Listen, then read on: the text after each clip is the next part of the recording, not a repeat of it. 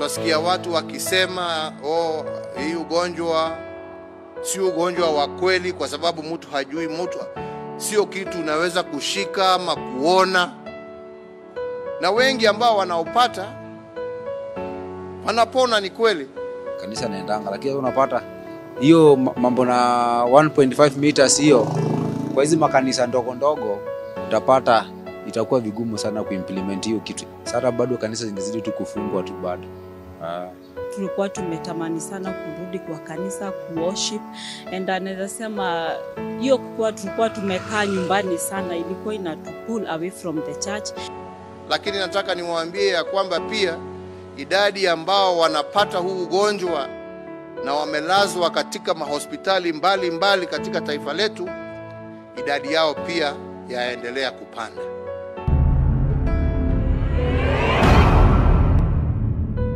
Only a maximum of 100 participants will be allowed at each worship ceremony, which should not take more than an hour. Following the President's announcement on the reopening of places of worship, there has been a mixture of reactions, both from the congregants and religious leaders. We thank the President even for giving us that opportunity to come back to worship. But it's really hard. It's really hard, if I may say, because, for example, I have 300 people, the congregation. And now that means that I need 3 services. Now, these 3 services, how do you determine who to come for the first, second, and the third service? It's really hard. For example, there is a church with 1,000 members, 2,000, 5,000 members. How do you do, or how many services will you do for you to make sure that every person have attended the service? So logically, it's impossible to some, especially to some churches, and also to convince a person that you come the first service, the other one second, the other one third. Idadi ya watu utegemea ule msikiti. Msikiti kama huu zaidi ya 100 waingia, ni kwa sababu ya ile social distance. Kuna msikiti mwingine wataingia watu 50, kuna msikiti mwingine wataingia watu 20, lakini kuna misikiti ina nafasi nje, wataswali nje. It will be hard if you count all number 1, 2, 3 up to 100. Then will you chase away the 101 person who has come, the 105 person who has come? It's really hectic on our side, but we are going to try all the best to talk to our congregation and to allow them understand and to let them know it's for a season, because God is going to grant us the fully opening of the church. Despite the good news, a major hurdle awaits. Will the government's rules and regulations be observed to the latter? Tukiongea na viongozi wa makanisa, viongozi wa misikiti, tumekubaliana ya kwamba jukumu itakuwa lao. Hatuwezi kuwa na askari kwa kila kanisa, hatuwezi kuwa na maofisa wa afya katika kila msikiti. You know, as Kenyans, we thought, it's only 1 month. We are going to go back to our feet. It's only 2 months. Now, after the 2 months, the reality came. That is when people now, they started adjusting to live with the pandemic and all that. It is not easy. So you find there are people that really lost a lot. Some of them lost their jobs. Some of them, they closed down their businesses. Some of them, they lost a lot of money. Some of them lost relationships, even marriages. As you can see right now, families are the target of the enemy.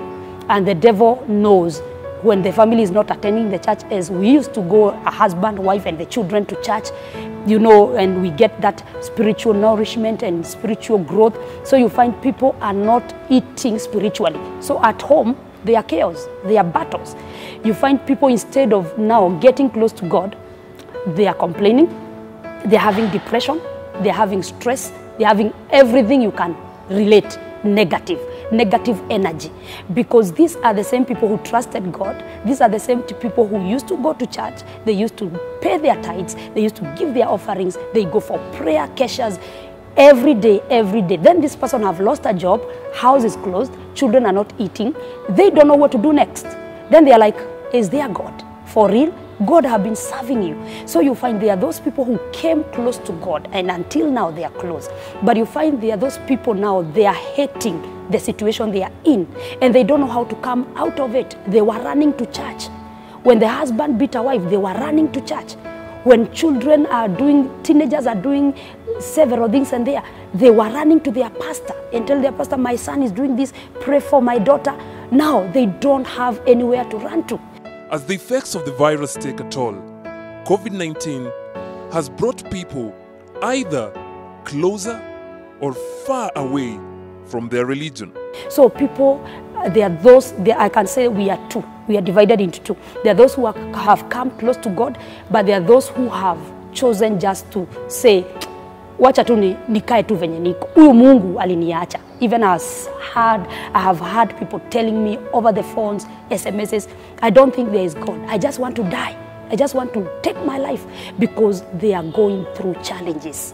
And let me tell you, depression that we are going to heal after Corona, it's bigger than Corona itself here in this nation. People are really depressed, a lot of them.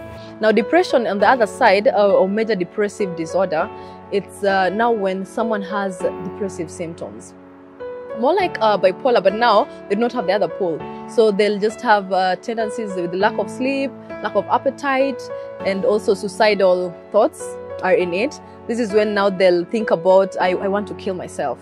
I do not have hope in this life. I can't go on. I can no longer do this. I have tried, but it's not working.